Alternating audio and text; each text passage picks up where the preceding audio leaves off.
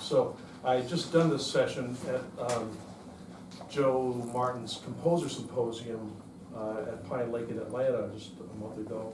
And I said, well, could you do that again? So I don't know what you were expecting in this little hour, but that is what you will get. So so if that is what interests you, and I'll have time for questions. I mean, are you all kind of are you writing music now? Is that everybody's involved in that? So I mean, if you want to ask questions about procedure or habits or that kind of thing, we can do that too. I'll try to get through the outline expeditiously to allow time for questions if you want to move things in a slightly different angle.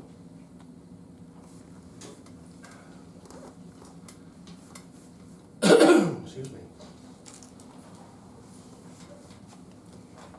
While we wait to see if there's anybody else coming, I'll just give you a little background. I mean, I was a composition major when I was an undergrad, but I never finished my Bachelor of Music degree. But I always enjoyed writing, so I was doing other kinds of writing. I did arrangements for people who were doing custom record albums, and I wrote some music for some very low-budget Christian movies. But I hadn't really done any choral writing outside of like 4-part theory exercises like we learned in undergrad. And but I was in the Chicago area. That's my home originally, and there was a pretty active Christian music circle there. Everybody kind of knew everybody, and I did a lot of accompanying. And a couple of people I got to know were editors at Hope Publishing Company. Jack Schrader, I don't know if you're familiar with Jack. He was the editor prior to Joel Rainey. And I used to accompany a group of his. So he said, well, if you ever write any choral pieces, he says you're never going to make a living doing that, but it might be nice to get some things in print. And I kind of thought about it. Didn't do anything about it. And then I was involved in a concert. I had written a song for a friend of mine who was a singer, and another editor from Hope said, oh, I really like that song. I think it would make a good choral piece. Would you do a choral arrangement? And I was, yeah, I'd love to do that. So I went home and I wrote out the accompaniment, the way that I played it. And then I went back to what I learned in freshman theory class. There are handouts here. Oh, I think they're over on the piano. Okay. Thank you. Oh, good, freshman. I appreciate that. No problem. I went back to my freshman theory class knowledge, and I wrote the entire. It was kind of like a pop song. It was a ballad. Wrote the entire thing out in 4-part harmony with the correct voice leadings and no perfect fifths and parallel fifths and all that kind of stuff. And so I showed it. To the editor. And he said, "Well, I still like the song. I'd like to do this, but there's just like in the Amadeus movie. There's too many notes here. Too many." So I started getting my first lesson in writing choral music. So I changed things around. This verse, lady sang this verse, and then it was a 2-part, and then you've got 4-part at the chorus. So that piece got published, and it's sold. I thought it sold moderately well. I didn't know because I didn't have anything else in print. And so I thought I should do more of that. But the next piece I wrote for choir, I remember starting it in January. It was just after Christmas, and it was a Christmas piece. And I don't think I finished it till October. I mean, that shows you what my work schedule was like at that point. At that time, I have to say in my defense that I had 4 kids 10 and under, and so you're finding time to write. I mean, those of you who have had families or have had little kids at some point, you know what that's like, trying to find time for yourself and your own projects. But I had 2 or 3 other things published in the 90s and a couple books of piano arrangements, but I wasn't really thinking of myself as a published composer. And I had moved in 1995 to South Carolina from Chicago to teach at a school there, and so I lost a lot of my contacts. I used to do, studio session playing, I played a lot of weddings, and I did a lot of arrangements for people and stuff, and suddenly all that was gone. I thought, well, where's my music ministry now, besides I was playing at church? And I really felt the Lord leading me to concentrate more on choral writing. So I was writing more, and I was sending things out and getting rejection slips, and I got a couple more things published, including one with Lorenz, who is now my employer.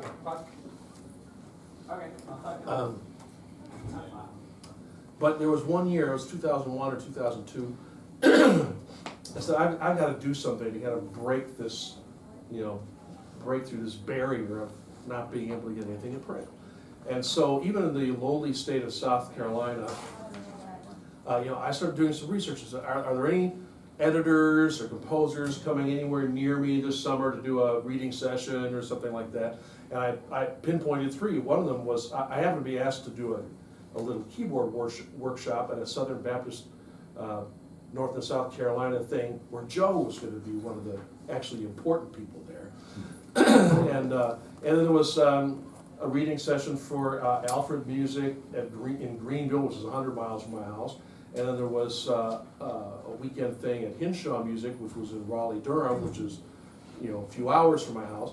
But I was a teacher, so I had summers off, so I could kind of do this. And I had a few recordings of demos, and I had some pieces I had written. And so I went to these 3 different events, and I met 3 different editors in kind of a more relaxed setting. I didn't try to, especially before a session, try to corral them and get them by the collar and shake them around. But I just, at the end, I introduced myself. I said, here's some pieces that I've written, because I actually had a few things in print, so it looked like I was kind of a real author.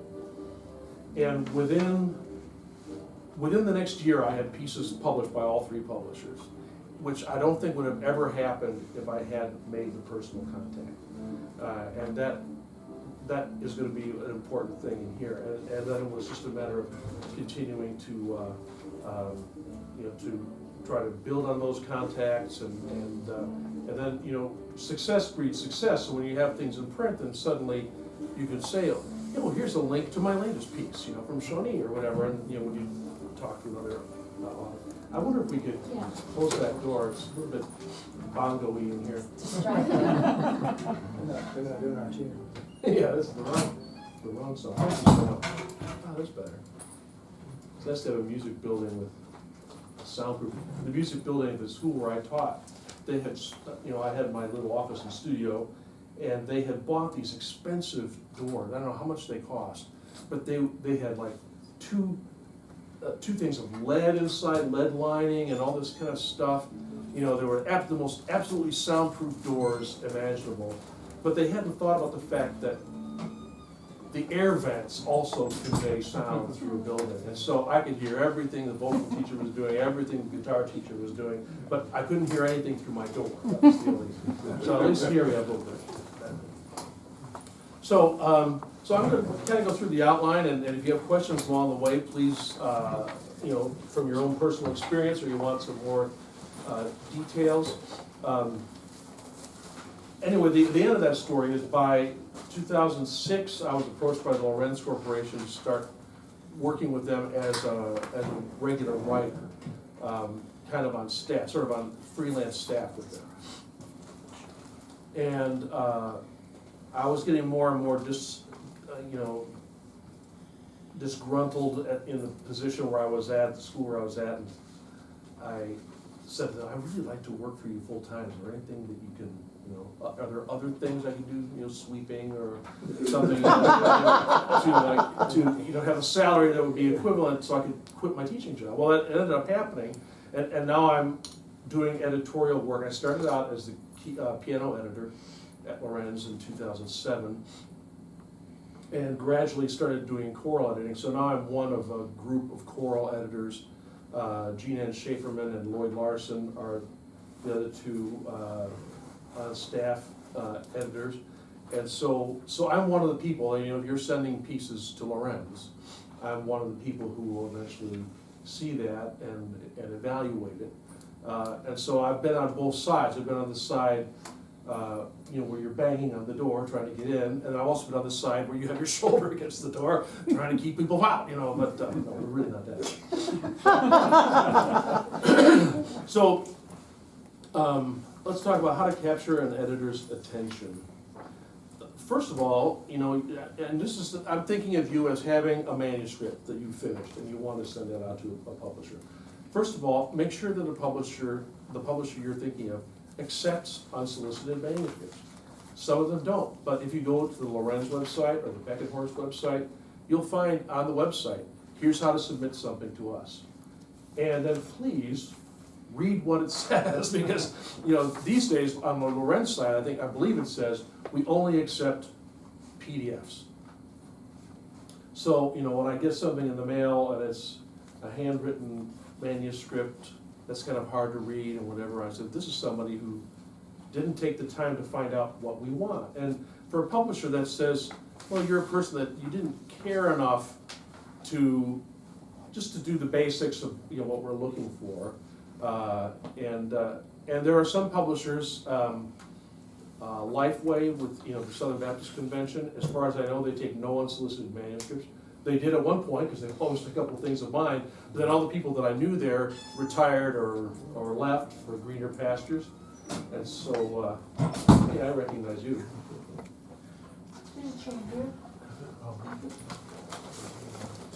Hey, Chris. I've never met Chris before in person, but we just were about to release a piece of his from Lorenz. I'm not sure if the demo is done yet or not, but it was supposed to be recorded this month. So as soon as I get it, he wrote this beautiful piece. Someday you'll hear it. So follow the instructions. If it says send things by mail, that's fine. If it says send a finale file, or that's a little bit more dicey because some people use Sibelius. I don't know why, but they do.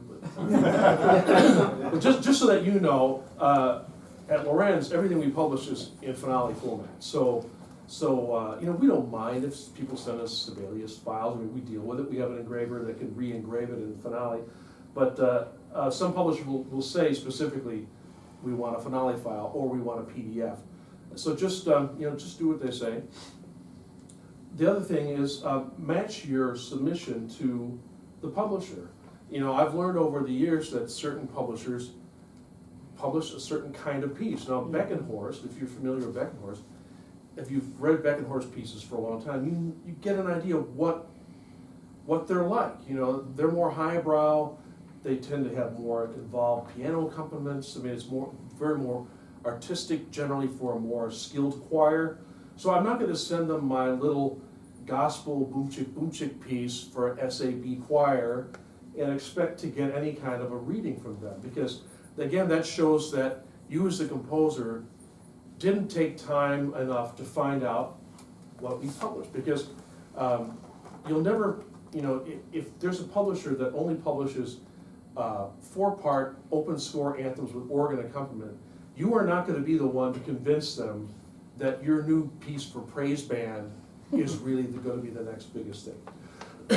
They're never going to, a publisher will not go out of a certain range. Now, Lorenz, we have a pretty wide range of different sorts of styles, but at least do some homework, spend some time on the website of a publisher, and you're like, I know our site has, here's our best-selling anthems, So you actually go on and say, here's the 10 or 20 pieces that are selling really well for this publisher. Does my piece in any way resemble, any of these pieces? That'll give you a clue as to, what kind of a chance your manuscript will have. Write a short, friendly cover letter or email, depending on how it's submitted. Basically just introducing yourself, especially are you a choir director or whatever, just a brief introduction to yourself, brief introduction to the piece, saying like, this piece is scored for SATB choir with piano and optional percussion, and it's written for to be an Advent piece. I mean, just so we have a slot we can start thinking about. You don't need to tell us your whole history, or every degree that you've won, or all the prizes that you've gotten, and all that kind of stuff. Your music will eventually be what sells you to us, you know. It's like if you want to mention that, you know, you've had pieces published by X, Y, and Z, go ahead and put it in, as long as you're not expanding that biography to where, you know, it starts to get a little bit top-heavy.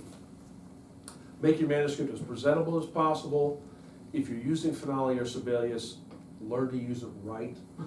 I don't want to sound too snotty all the time, but honestly, if you're going to spend $500 to buy some software, look at the videos, you know, and look at some, you know, look at some samples of some good-looking. Look at the published manuscripts that we put out, or that Hope puts out, and see how things. I mean, sometimes I feel like some of the authors that we get are trying to see how many measures they can squeeze into a page. Maybe they only had 3 pages of white paper left in their printer, you know, and so they just had to get all that stuff on there. But you make it presentable and as clean as possible. Another key thing is don't overwhelm a publisher with multiple submissions all at once. You know, send 1 piece or 2 pieces. You know, not like, here's everything I've written since college, I hope you can use one of them. Because chances are that some of those will never even get to the editorial table. I know for us at Lorenz, we have kind of a 2-tiered process where there's sort of a gatekeeper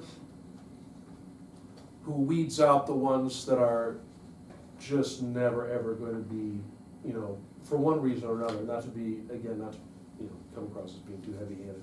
But we can say this is not a piece that will ever work for us. We're not going to take the time to bring that to our editorial session where we have all the editors who have been flown from hither and yon into Dayton, Ohio for a week. We're not going to take time to read through a piece that we know we're not going to take. So just, you know, send 1 or 2 things that you think are your best. Don't send them to different publishers at the same time, because the publisher expects that if you've sent it to them, that they have first bids on that. So, you know, if you know, it may take a publisher 2 or 3 months to get back to you, and that's just the way things go. I mean, that's another thing you need to learn, is just to be patient. But if a publisher takes 3 months or 4 months to get back to you and says, we really would like to publish that piece, and you say, well, I just sold it to Joe Martin. You've just added your name to the list of people we will never talk to again. So that's just, you know, you may have never known that, but that's, I used to read writers' magazines when I was young, because I always thought I was going to be write novels or something. And that was the one thing. Don't send multiple submissions. Don't send the same article to 2 or 3 places, because if somebody says, we really like that, we want it, and you just sold it to the publisher down the street, then you are, you know, Maranatha anathema, you know, as it says in Corinthians, you know, you are on the accursed list now. Another thing is, don't pester. I'll tell you what, when I first started sending out manuscripts, it was fairly common, because, you know, I still have office supplies that I bought in the 90s, back when I thought I was going to need brown envelopes for the rest of my life, you know, before email and finale files and all that. But, you know, I'd have to send things out in the mail, and I might not hear back for 2 months, 3 months. But that was sort of expected, you know. You as the composer, you're sort of like the, you know, Oliver, please sir, I want some more, you know. And the publisher has a certain cycle. You know, there's not somebody at every publisher opening the mail every day to say, ooh, what nice thing has someone sent me today? You know, there's usually a time when they get around to doing evaluations. So there's nothing quite to as encouraging as to get emails from somebody like a week after they sent it. Did you get my piece? Was it good? Have you read it yet? You know, like little puppy dog, you know. And then I had one author, we actually did publish a book of piano arrangements by her. But then, before the book even came out, she was sending me an email. I don't see my name on the website yet. Why am I not on the composer biography page yet? I said, well, because your book isn't out yet, for one, you know. Or other people who would call, you know, isn't in print yet. How much royalties am I going to get? When is the check going to come? It's like, you know, let the publisher do its thing, and you know, if you have waited, if you've sent something to a publisher and you haven't heard after 2 or 3 months, by all means, write a brief note saying, you know, on X date, I sent my manuscript, et cetera, et cetera. I have not heard from you. Is this manuscript still being considered, or should I, you know, pardon me, should I send it elsewhere? Pardon me, I've had a cough for a couple of weeks and it's kind of coming back after being on airplanes all day yesterday.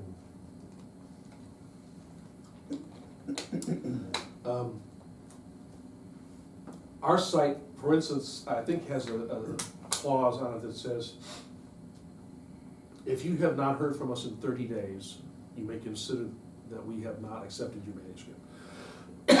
That saves us an awful lot of letter writing. And so, and some other publishers may have a similar thing. So, you know, we live in that real quick email back and forth kind of thing, and there's some, you know, I edit some of our choral and piano magazines as well, and I kind of got to the point with some people where I pretty much do answer them the next day, you know, if I'm not, you know, because it's pretty easy for me to take a look at a 2-page piano piece and decide if we can print it or not. But then, you know, then people start to expect that kind of fast response like we get all the time with email and texting and stuff. Publishers still don't work that fast, so don't pester. What happens after you submit? Well, you wait. And then I've already said, if you haven't heard after 6 or 8 weeks, just drop a little note, you know, unless, like I say, like in our case, we've already pretty much said no, it's been more than 30 days. A rejection slip, if you actually get one by email or in real mail, it's just an easy way of letting you down, and it's not going to give you a reason why. In fact, it'll usually be a really nice letter, like, you know, I used to kid my friends at Hope, who were the first publisher I worked with, that I could probably paper a wall in my office with these. They always used to send the rejection letters on blue paper and have a lovely blue wall.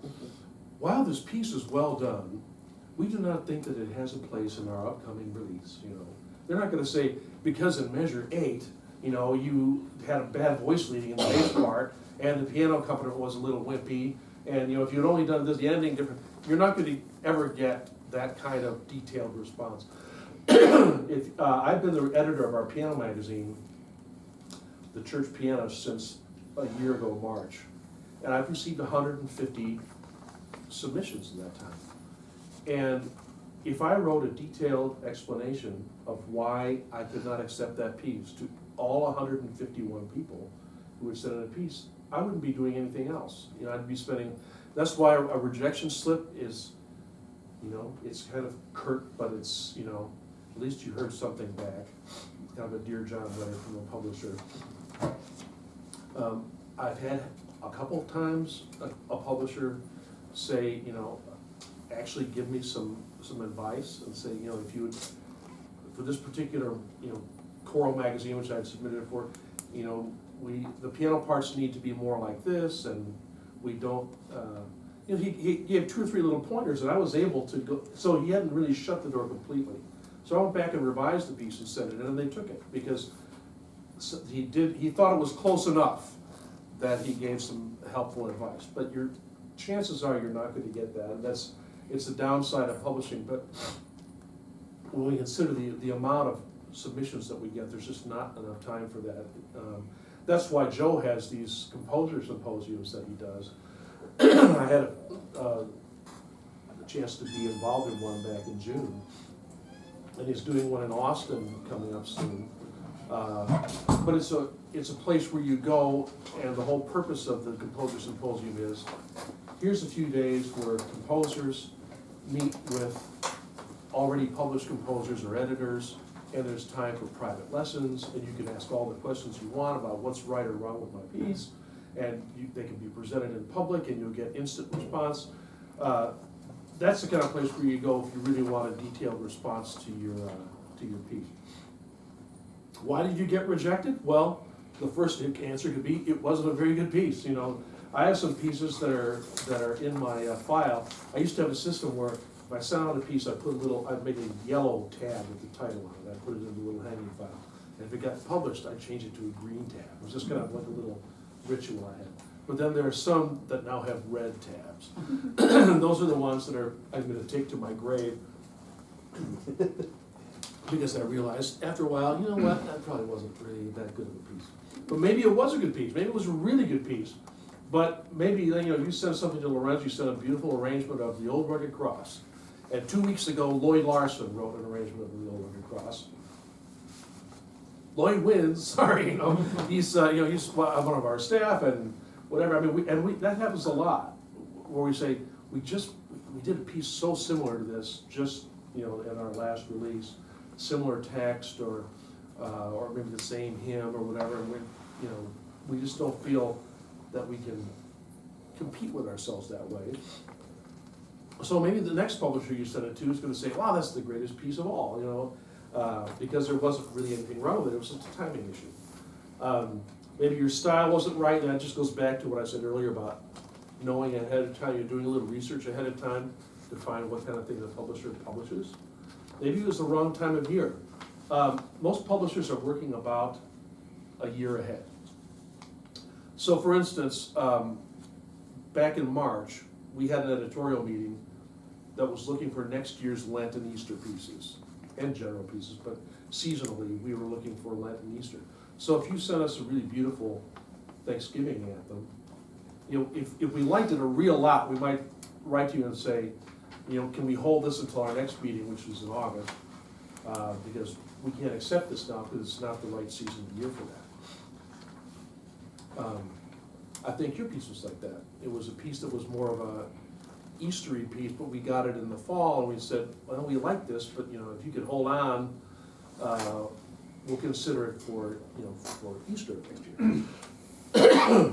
So different publishers have different schedules. That's just our schedule. We meet in March to talk about Lent and Easter pieces. We meet at the end of August to talk about Christmas and Advent pieces. And if your piece is a general piece, you know, we'll look at it any time of year. But if you're writing a specific holiday piece, see if you can find out whether that's what they're looking for at the current time. Maybe your piece has some good points, but not enough so that an editor wants to take the time to bring it up to speed. It would be easier for an editor to ask somebody that they know could deliver a piece that's going to be 98% on to fill a particular need in the catalog, rather than to take a piece that's maybe 50% there and have to basically kind of help rewrite it, you know. And sometimes we do have pieces where we thought, boy, this is such a promising piece. Does one of you want to, you know, take this and run with it? Maybe take a cut of the royalty payment.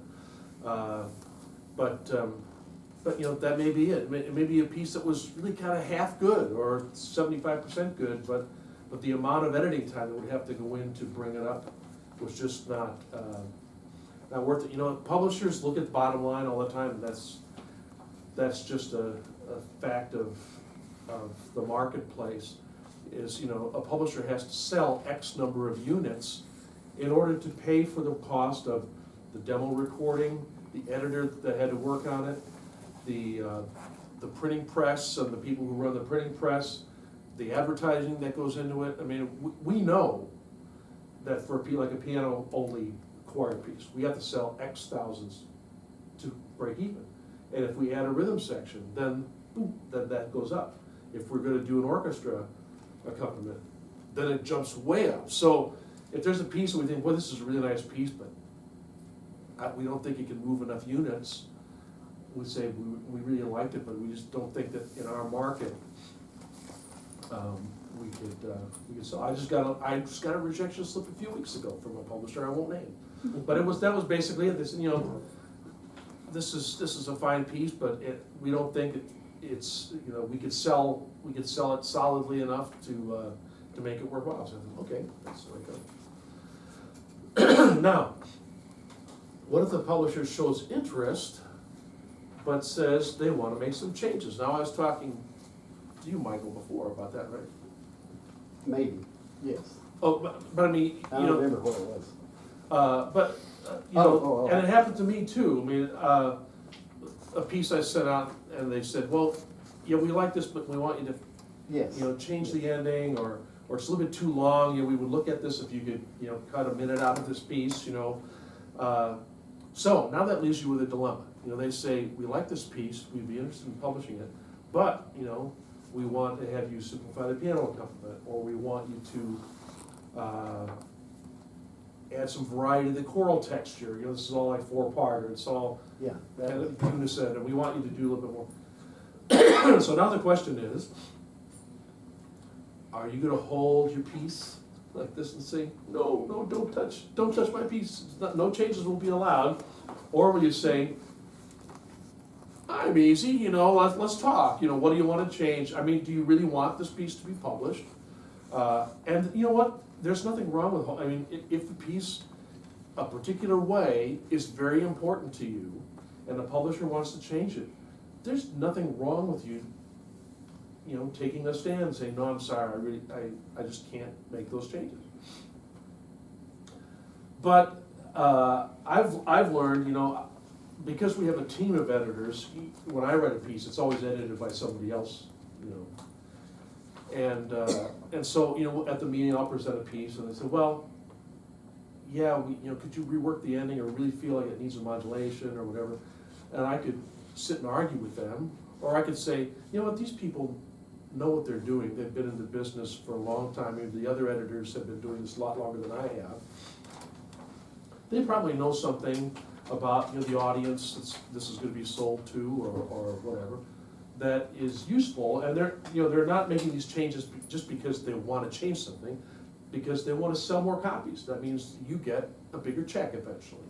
So I generally, when Lloyd or Jean Ann says to me, well, I want to fix this in the accompaniment, I just say, yeah, just go do it, because I will take a stand now and then, but I've come to the point of saying, I don't want to fight. I want this piece to be in print. And if you think it will be a better seller if we do X, Y, or Z to it, then okay. So can you be flexible? If it really violates your musical vision, then move on. But just remember that difficult writers develop a reputation. There are certain people that, who I won't name because that wouldn't be nice, who are known for the fact that they do not want a note of their piece changed. I used to play, I used to do a lot of recording sessions for a couple publishers because they recorded in the Chicago area. And so I would go in with the singers, and we'd do the demo recordings that they'd send out back when they were cassettes, And usually in the accompaniment, I could fatten it up a little bit, fill out a chord or whatever. But there was, one of the editors came in and said, when we do a piece by blank, do not change any notes. Do not add any notes. Do not subtract any notes, if every time you deal with a publisher, you're fussing with them about something, it's just like, if you worked in a store and you see that customer coming and say, oh, that's the lady who's gonna try on 8 blouses and she's gonna hate them all, and then she's gonna come back and bring it back the next day, and then then when that customer comes back, then you see all the salespeople scattering for the walls, So don't be that person. Okay, let's go to the next one. What if your piece is selected for publication? What then? Well, your piece will be slated for a particular release. Now, for a lot of publishers, I think this would be Beckenhorst, Hope, Lorenz. Well, we do 2 releases. We do a spring release and a fall release. So and both releases will have general pieces, things like original praise songs or hymn arrangements, things that are kind of all year long kind of things. But they will be focused. The spring release is all the Lenten and Eastertide pieces, and the fall will be Thanksgiving, Advent, Christmas pieces, and any other church. Like in the spring, we also have many Pentecost-related pieces or things for springtime. So you'll be told, this is when your piece will be coming out. Usually it will come out a few months before the actual season.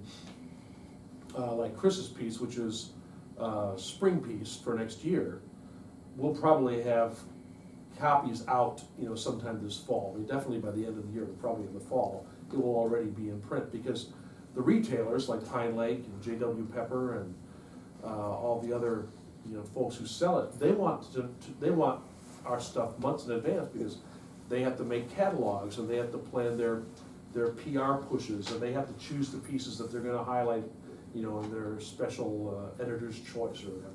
So they're pushing us to get things done early. So you'll get a contract. Most of the publishers, it's a pretty standard contract, it'll be a couple pages long. You can sit and read every little note of jot and tittle of that if you want.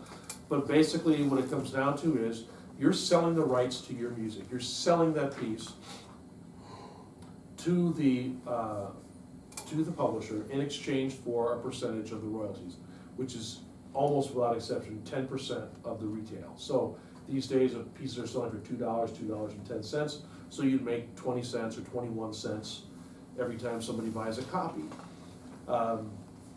If you're working with a lyricist who is alive and kicking, this is why I love working with Charles Wesley and Fanny Crosby. That's usually split in half. So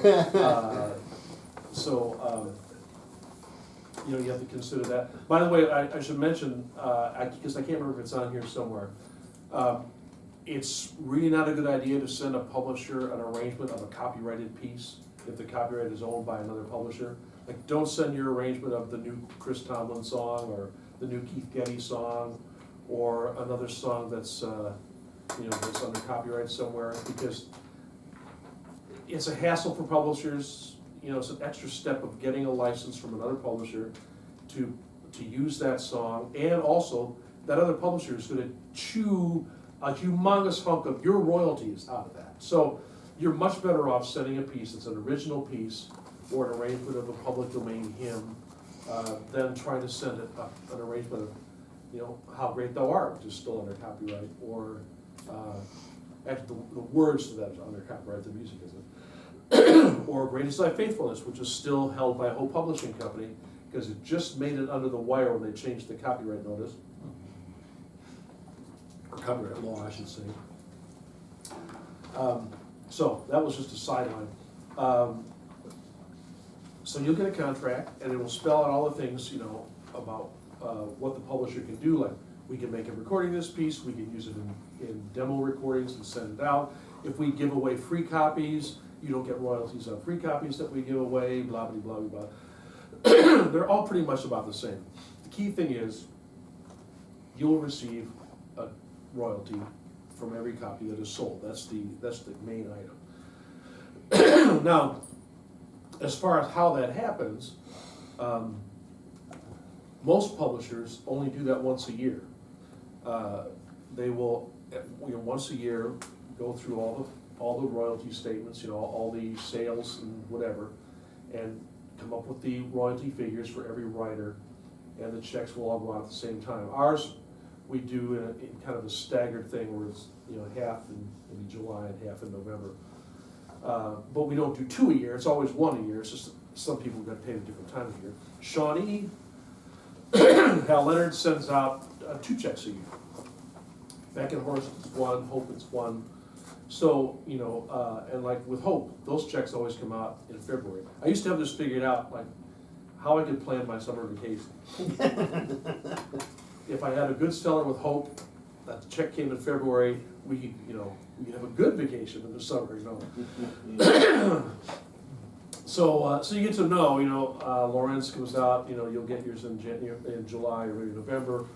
Alfred used to be in August, they've been a little erratic. Hinshaw was usually near the end of the year. So, you know, different publishers, different times, but you're not going to be getting, you know, anytime, you know, the register goes ka-ching, you're not going to get a little check for 79 cents or something like that. So that's another place where you as a writer have to be patient. And here's the problem. Let's say you wrote a piece today, in July, and you sent it to us, but it's an Easter piece. So we're not going to look at it at our next meeting. We're going to look at it next March, which is the 2016 meeting. But if we like it, it's not going to come out until 2017. And there may be some, you know, our fiscal year ends in June, so, you know, we'll probably have some sales, but not a whole year's worth of sales before you get your first check, which will be like in November. So already we're talking 2 years. If you handed me a piece today, you would not see anything back for 2 years. Sometimes it's shorter if you haven't hit the cycle right, but that's another time when you just have to be patient as a writer. The good thing is, if you start getting things published regularly, you kind of get a little rhythm going, because in the publishing business, first year sales are always the best. Second year sales drop by 50%, or since the economy has been bad, maybe 70%. I mean, so the first year is gonna be, that's gonna be your good check for any new piece. After that, you still, get some money for a while. So that's why it helps to have a new piece every year, because the old ones are gonna start to drop off, but they sort of create the little, the humus level of the forest. They're kind of like the decaying matter there. It's still good for the ecosystem, but, but it's the trees, it's the new tree, that's what you want to have, is a new tree growing every year. So, anyway, you'll receive copies of your piece. Hope used to send, my word, was it 50 or 100 copies? I have bricks, plastic wrapped bricks of pieces of mine from home publishing in my closet that, I don't know what I'm gonna ever do with them, because that was too many. It was like, Goldilocks, this is too many. And then another publisher will send you 3 and say, here's your 3 composer copies. I think we send out 10. Usually they'll be nice and they'll send you a few more if you say you'd like to have some more to send around, especially to my choir director friends. That's always a good line. So you will get some free ones when they come out. Again, try not to pester. Are my copies coming yet? When are my copies coming, And then when is my money coming? You can tell I've got a little thing going for pesky offers, because I've been one of those myself, so. Okay. I should have mentioned before that you receive the copies. Usually you also will see a proof. I mean, they won't just take your piece and then the next thing you see is the final version. An editor will be in touch with you. If they want to make changes, they will talk to you about that most of the time. The first piece I had published by Lorenz came back with a different ending. Sounds familiar. I won't tell you who that editor was, but she has big blonde hair.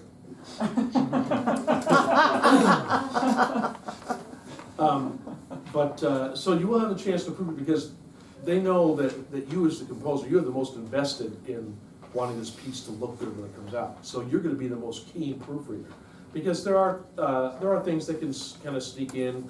Maybe you realize that oh man, that note in the accompaniment, that wasn't right, or you catch a misspelling or something that the editor didn't catch. So you will have a chance to do that. But let me tell you ahead of time, that's also not the time to rewrite your piece. That's not the time where you say, oh, I really wish that on page 2 I had the tenors come in there and the piano would have had a run. And no, when you get a proof back from a publisher, that means here's your last chance to find any errors that you would be embarrassed about seeing in print. And so you're part of that proofreading process. So when you get a proof back from a publisher, just remember, you're kind of the last guardian of that piece. The publisher will be looking it over too. But it's always nice to have another set of eyeballs. Okay, I'm just checking my clock here. I don't have a watch anymore, so okay, 4:40, you got 20 minutes. You can look these over, qualities of a successful church composer. A lot of it's just discipline, deciding that you're going to spend X amount of time a week working on your piece. The average choir anthem is maybe between 60 and 80 bars. So if you figure, if you can sit down and make yourself write 8 bars a week, you'll have an anthem like in 8 weeks or 10 weeks. If you can just, 8 little bars, can you do that a week? Then suddenly you realize, I've got a whole piece, and that means you could write 5 pieces or 7 pieces every year. That's pretty good. I mean, Joe Martin, he writes 5 to 7 pieces like every week. So he writes anthems on planes and in cars and hotel rooms and stuff, but those of us regular mortals, we're not quite that good. But there is a time where you have to say, like, I realize I have an anthem project due. I'm not even going to turn my computer on this morning. I'm going to go straight to the piano, and I'm going to spend my morning getting this piece started. I'm not going to look at Facebook, and a couple of you are our Facebook friends know that I do spend kind of a long time on Facebook. So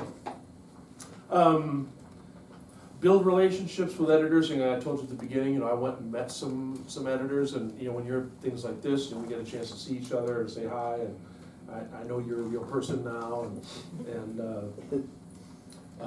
keep your deadlines. That's so important. If an editor sends back the proof and says, I need to have your proof back by Friday, I mean, unless you're of course out of town or something, just do it. Or if they say we need the changes, but we have to have them by April 30th, don't call it April 30th and then, could I have 2 more weeks to do this, please? You know, you remember, you know, you're the one that's selling your stuff, you know, so you always want to put the best foot forward with the editor. Get your piece done sooner, you know, clean it up extra special nice, you know, not just what they ask, but, you know, go the extra mile. And remember, your target audience is the local church, you know. Our company publishes pieces that, I mean, we have a variety of difficulties, but we kind of aim more down the middle of the road for an average church choir. We do have some pieces that are designed more for a college choir or a more skilled choir. But, and you know, just remember, you know, what do the people in your church like to hear? I mean, what kind of a message would you like, you know, would you think your people would be encouraged by? Things to avoid when you're sending pieces out: too few ideas. Finale and Sibelius have made it so easy to just cut it and paste it over here and paste it over there. And if we realize that, you know, all 3 verses of your song are exactly the same, so maybe you change the key, but I could tell the accompaniment exactly the same thing. I think you should spend a little bit more time with that. Now, or similarity of vocal texture, like I told you about my piece on the road that was all 4-part all the way through. You know, I'm not Palestrina. You know, it's not going to be like, you know, strive for some variety. Here's some 2-part things, or here's you know, maybe one of the sections is singing a melody line, everybody else is doing kind of a background vocal sort of thing. But think about how you can spice up your vocal writing. The other thing is too many ideas, so you're trying to just show all the things that you know how to do all in one piece. Bad part writing. I hope that you've taken theory. If you haven't, take some like basic theory, learning how to write vocal parts, learning what good vocal writing is like, voice leadings, so that, you know, parts aren't hopping all over the place, and like all those parallel octaves and fifths and stuff. It's not just something somebody made up. It really doesn't sound good in most situations. So don't write boring keyboard parts. I mean, simple does not have to be boring.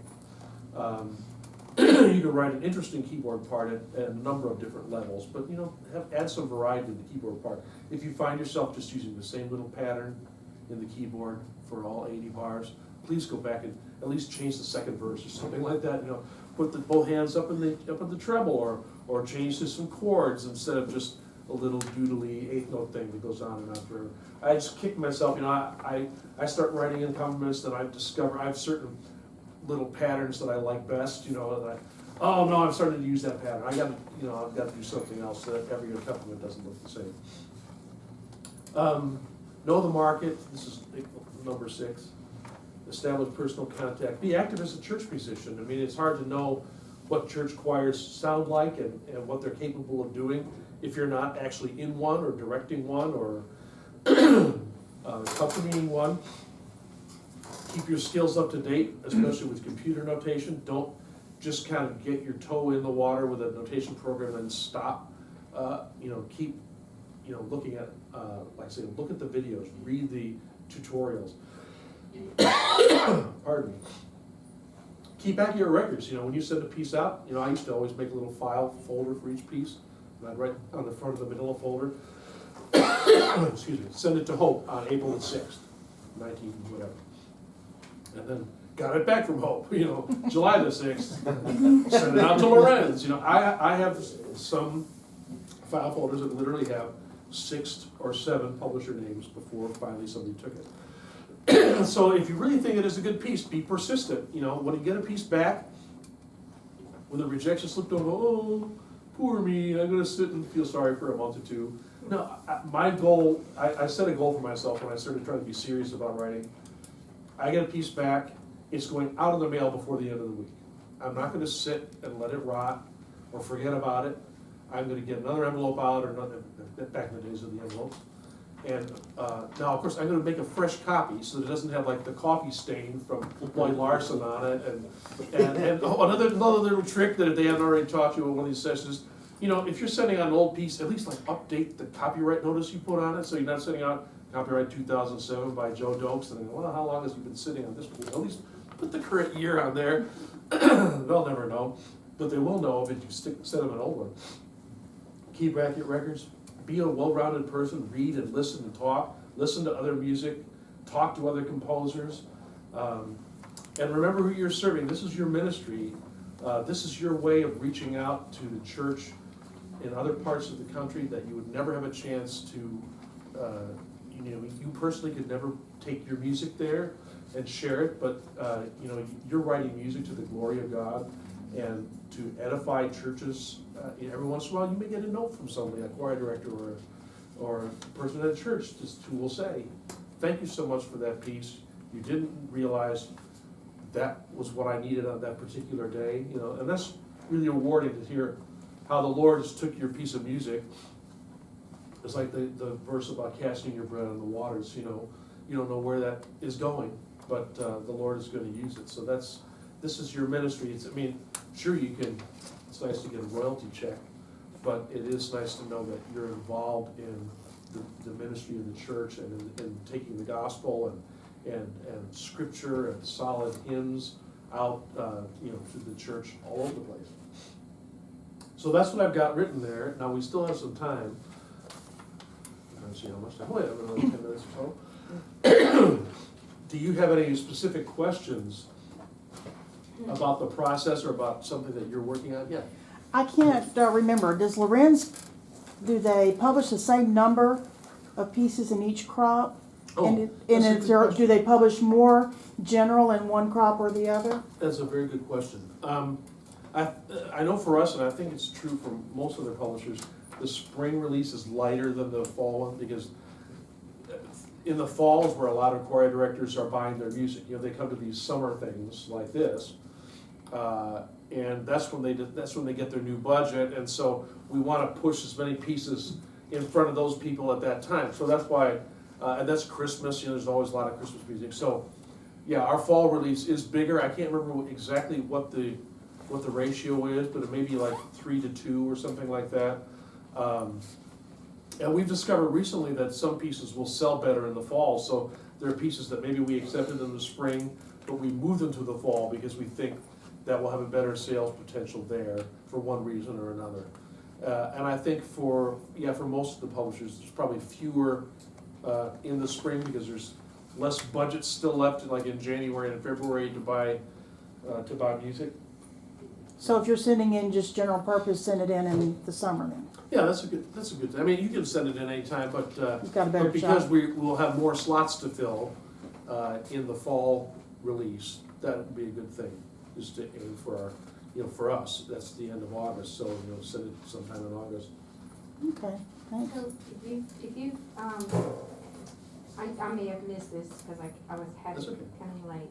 But if you've written an arrangement of a piece that's under copyright law, do you have to get permission from the composer themselves to turn that in to see No, it that, published? the actual copyright haggling will be done by the publisher, because, you know, they're the ones that will have to drop the contract, so you don't have to personally try to track down Keith Getty or something, because he'll just say, you know, deal with the publisher, you know, whoever your publisher is will contact his, it's like have your guy call my guy, you know.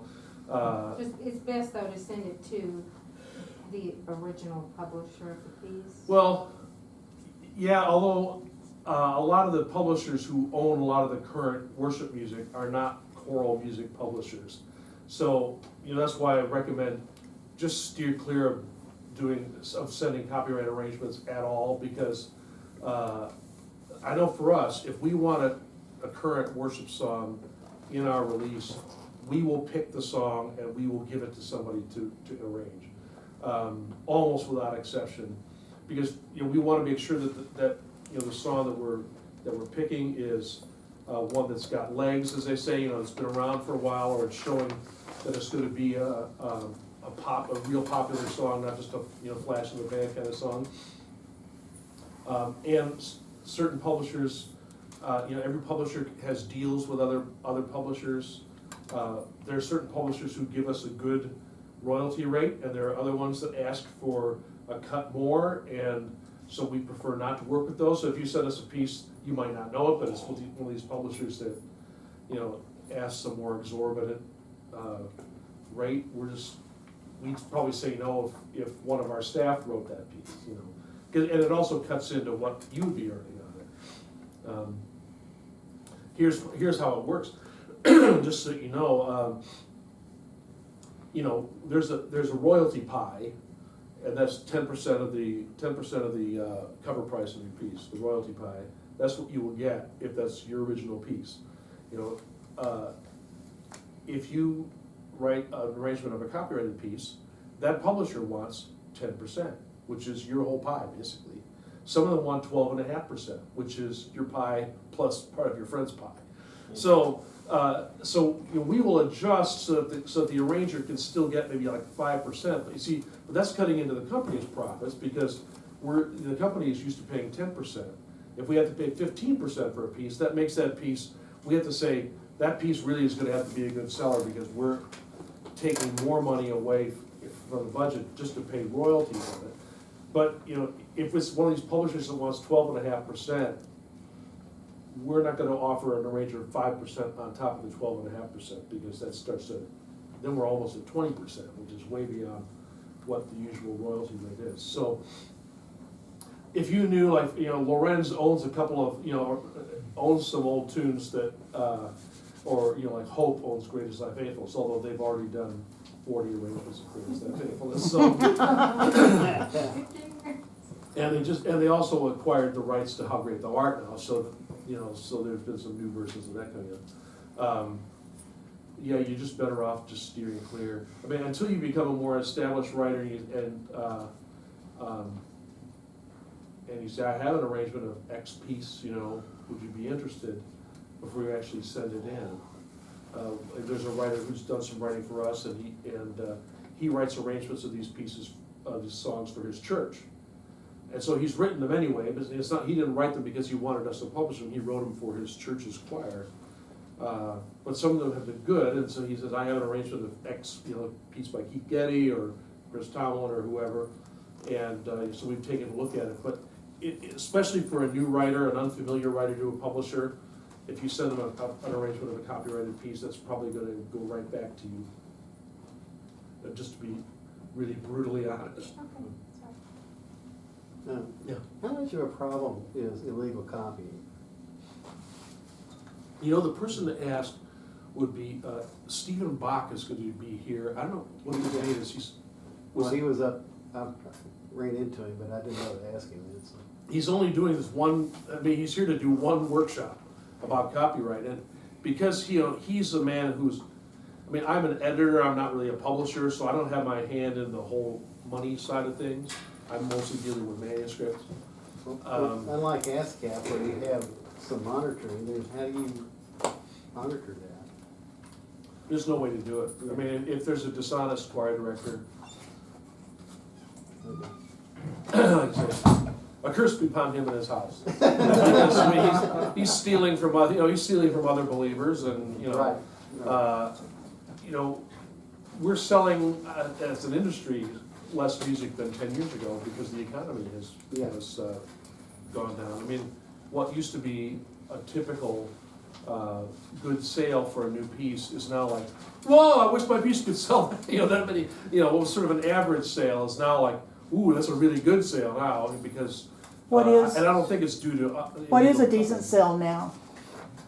It really depends on the publisher, and I can't divulge proprietary information from our. I mean, I talked to a publisher who worked with Word or one of those places back in the '80s when things were really flowing.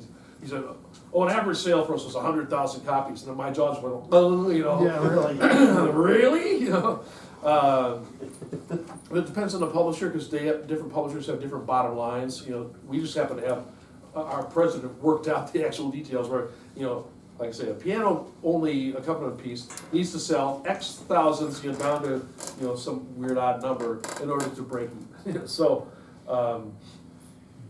yeah, I can't really answer that specifically, but let's just say it's a lot lower than it was in 2000 or 1990.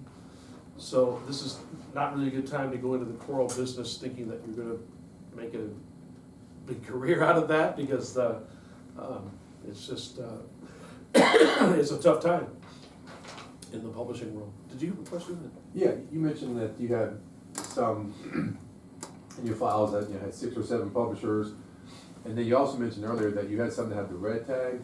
When do you decide this is just a standard? Well, after, like I say, I had a couple that I think I had 5 or 6 or even 7 rejections, but I just had to, it's just a personal feeling. I felt like this is a good piece. Why doesn't anybody like my piece? And so I just keep it going as long as there's still one more publisher that I haven't sent it to, and eventually I ran out. I mean, there's a couple of publishers that have shut down, or maybe they're not accepting, So the red tag, are those the ones that went through all the publishers, or at some point you say, this really just isn't that good? Did you just come to that yourself? Yeah, I kind of came to that decision. I realized that maybe it was a commission piece, and the piece was so specific to the church that I wrote it for that it's really not going to appeal anywhere else. Or, enough years have gone by now. I mean, I've always heard those stories about famous composers who, they burned all their manuscripts, that were written before they were 30. And I always thought, you idiot, I'd love to have seen all these Brahms trial symphonies that he wrote before he finally got around to publishing one. But I can understand that. I mean, there's certain things now that I look back, things that I wrote 15 or 20 years ago, I think, I'm glad that's not really circulating that much anymore, because I say, that's just, I thought it was good effort at the time, and maybe you even got it in print, but some of the red tag ones, I just realized that, maybe it's just a text that people aren't gonna be interested in, and it's just too old-fashioned, or I don't know. It's just kind of a gut feeling where you finally just say, yeah, you've had enough. Like a bad relationship where you say, you just hurt me too many times, this is as opposed to one where you say, yeah, there's still a chance, there's still a chance. What do you think about all the hoopla now about self-publishing, like the J.W. Pepper thing where they have the... Well, that's interesting, and we've even tried, we've done some digital delivery things where, you can buy a single piano arrangement, if you really need an arrangement of this one piece, you can download it, but I've got some friends who, you do some self-publishing? James Kortz is another guy who I know who does a lot of writing. He's got his own website. He sells anthems and piano arrangements. I mean, the nice thing is, you keep all the money yourself. You just send somebody a PDF and they send you a few bucks, and you get all 100% of the few bucks instead of 10% of the few bucks.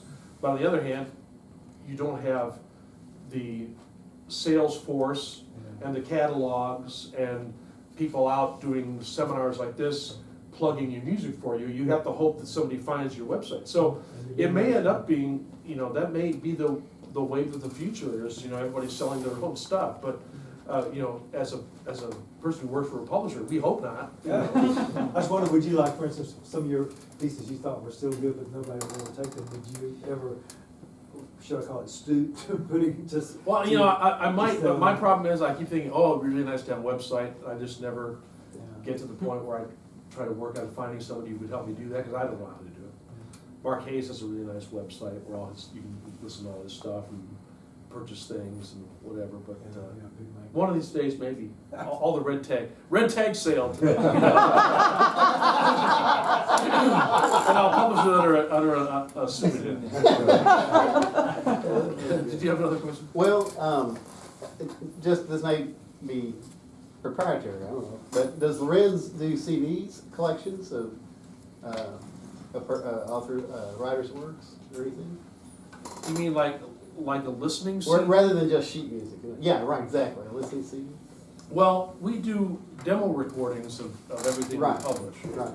And, but, selling CDs is really not what we do. I mean, the CDs that we sell would be accompaniment tracks and Sure. cantata tracks and that kind of thing, but to sell a CD that, for people to listen to at home, the amount that we could sell would be so small that it's just not, Or iTunes, or, I don't know, I'm just, just fishing out there. at some point, if you had that many pieces that were owned by a particular publisher, you might approach them and say, what would be the cost for me to put together a CD of all these demos? They may make a deal with you, I don't know if they would or not. I see, but, okay. that'd be a good idea. So who's number one, Shawnee Press or Lorenz? You can ask Joe. Okay.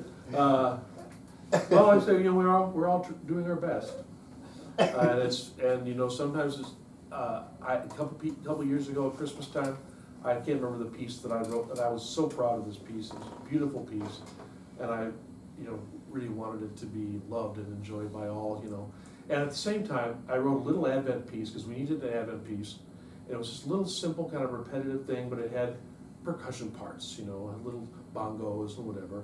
It was just, it was an easy piece to write. And I went out and did a couple of reading sessions, and, my beautiful piece that I love so much, people kind of liked it. But when we read through this other piece, it was like, oh, wow, we love that piece. And I want to say, no, don't love that piece, love this piece. So, so sometimes you write something because it's expedient, and sometimes you write something because you really, really have. I mean, I could show you, the pieces that you'll hear this week that I wrote.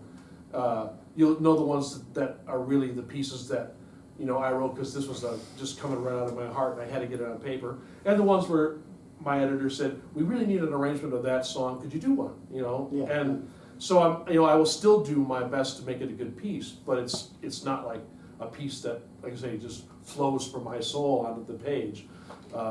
So, just do your best, but some things are gonna be more personally precious to you than others. Are we at 5 o'clock already? Yeah. Okay, well, if anybody wants to hang around and ask another question, so I'll stay around for a bit, but I'll let you go, because I know everybody's got to do dinner and. Thank you very much. Oh, thank you all for coming. My pleasure, Ernest.